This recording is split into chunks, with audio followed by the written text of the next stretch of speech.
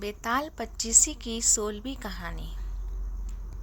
राजा विक्रमादित्य फिर उसे सप्पा पेड़ के पास पहुंचे और बेताल को उठाकर ले आए। बेताल को जैसे ही उन्होंने कंधे पर डाला तो बेताल फिर उनको धमकी देने लगा कि अगर तू बोलेगा तो मैं उड़ जाऊंगा। लेकिन राजा चुपचाप चलता रहा। लेकिन बेताल कहाँ चुप रहने वाला था, वो तो फिर भी लगा हुआ था बात करने में। तो बेताल कहता है कि राजा चलो, मैं तुम्हारा समय पास करता हूँ, तुम बहुत थक गए होगे। तो बेताल ने कहना शुरू किया कि हिमाचल पर्वत पर गंधर्वों का एक नगर था जिसमें जीमूत केतु नामक राजा राज्य करता था। उसके यहाँ एक लड़का था जिसका नाम जीमूत वाहन था। बाप बेटे दोनों भले थे, धर्म कर्म में लगे रहते थे। इससे प्रजा के लोग बहुत ही स्वच्छंद हो गए और एक दिन उन्होंने राजा के महल को घेर लिया। राजकुमार ने यह देखा तो पिताजी से कहा कि आप चिंता ना करें, मैं सबको मार भगाऊंगा। राजा बोला, नहीं, ऐसा तुम मत करो, युधिष्ठिर भी महाभारत करके पछताए थे। इसके बाद राजा अपने गोत्र के लोगों को राज्य सौंपकर राजकुमार के साथ मलयाचल पर जाकर मणि बनाकर रहने लगा। वहाँ जीमूत वाहन कोई एक ऋषि के बेटे से दोस्ती हो गई। एक दिन दोनों पर्वत पर भवानी के मंदिर में गए तो देवयोग से उन्हें मलय केतु राजा की पुत्री मिली। दोनों एक दूसरे पर मोहित हो गए। जब कन्या के पिता को मालूम हुआ तो उसने अपनी बेटी उसे ब्याह दी। एक दिन की बात है कि जीमूत वाहन को पहाड़ पर एक सफ़ेद ढेर दिखाई दिया।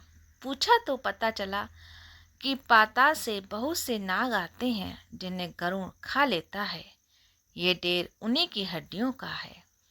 उसे देखकर जीमूत वाहन आगे बढ़ गया। कुछ दूर जाने पर उसे किसी के रोने की आवाज़ सुनाई दी। पास गया तो देखा कि एक बुढ़िया रो रही है।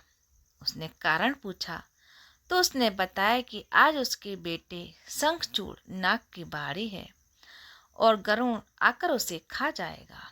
जीमूत वाहन ने कहा कि माँ, तुम चिंता ना करो, मैं उसकी जगह चला जाऊंगा। बुढ़िया ने बहुत समझाया पर वह नहीं माना। इसके बाद गरुड़ आया और उसे चोंच में पकड़कर उड़ा कर ले गया। संयोग से राजकुमार का बाजूबंद गिर पड़ा जिस पर राजा का नाम खुदा था।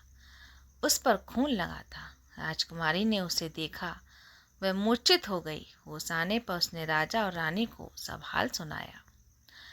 वे बड़े दुखी हुए और जीमूत वाहन को खोजने निकले।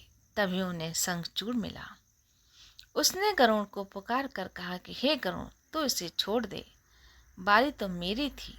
गरुड़ ने राजकुमार से पूछा, तू अपनी जान क्यों दे रहा है?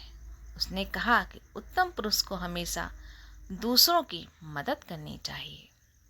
यह सुनकर गरुड़ बहुत खुश हुआ। उसने राजकुमार से वर मांगने को कहा।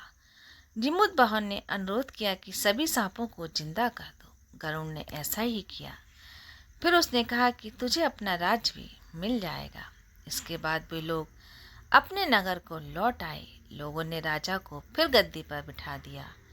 इतना कहकर बेताल बोला कि हे राजन, ये बताओ, इसमें सबसे बड़ा काम किसने किया? राजा ने कहा कि शंखचूड़ ने। बेताल ने पूछा कि कैसे? तो राजा बोला कि जीमूत वाहन जाति का क्षत्रिय था, प्राण देने का उसे अभ्यास था। लेकिन बड़ा काम तो शंखचूड़ ने किया, जो अभ्यास न होते हुए भी जीमूत वाहन को बचाने के लिए अपनी जान देने को तैयार हो गया। इतना सुनना ही था कि बेताल पेड़ पर जा लटका और राजा फिर उसके पीछे पीछे चल दिया।